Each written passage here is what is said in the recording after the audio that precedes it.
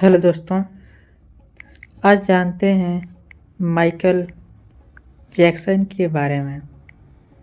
Michael Jackson दुनिया के सबसे बड़े सिंगर, सॉन्ग राइटर और एक सबसे बड़े डांसर माने जाते हैं। माइकल जैक्सन के फैंस दुनिया भर में फैले हुए हैं। माइकल जैक्सन दुनिया भर में सबसे मशहूर पॉप सिंगर माने जाते हैं। माइकल जैक्सन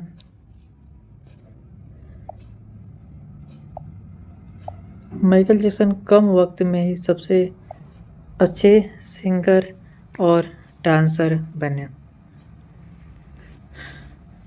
माइकल जैक्सन की बात करें तो माइकल जैक्सन एक अमेरिकी सिंगर हैं और उनका पूरा नाम माइकल जोसेफ जैक्सन है। एक अमेरिकी गायक, गीतकार, नर्तक और परोपकारी व्यक्ति थे।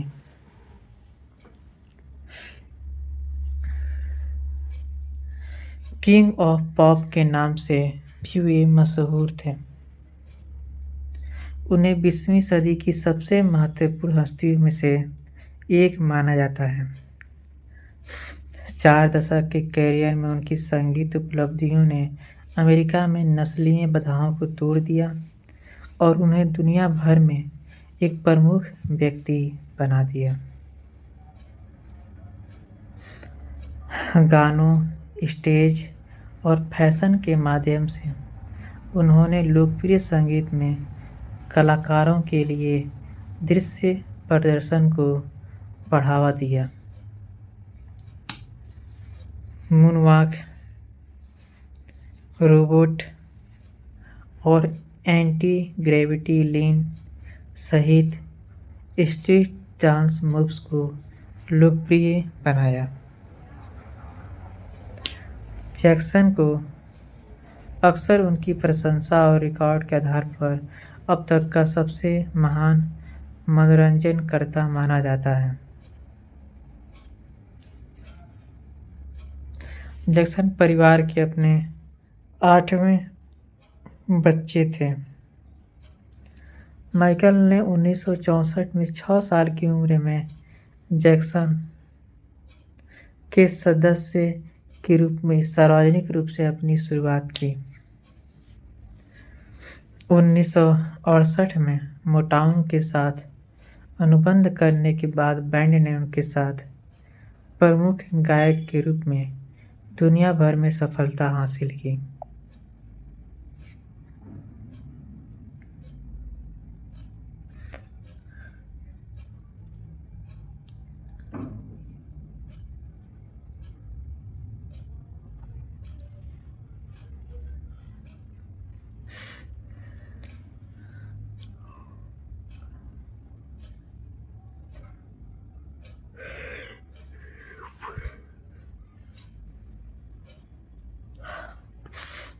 माइकल जैक्सन दुनिया के हर एक स्ट्रीट डांसर के बहुत ही बड़े प्रेरणादायक थे। उनकी वजह से बहुत सारे लोग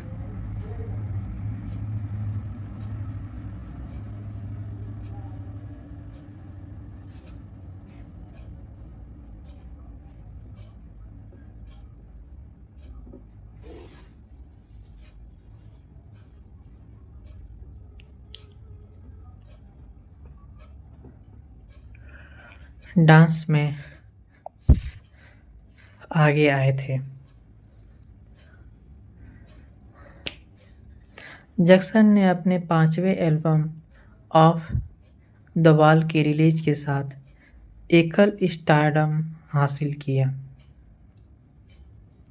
उन्होंने थ्रिलर 1982 के साथ इसका अनुसरण किया, जो अब तक का सबसे अधिक बिकने वाला एल्बम था, जिसने MTV को लोकप्रिय बनाने में मदद की और बीट इट और बिली जीन के साथ इसके शीर्षक ट्रैक के वीडियो के साथ संगीत वीडियो माध्यम में क्रांति ला दी।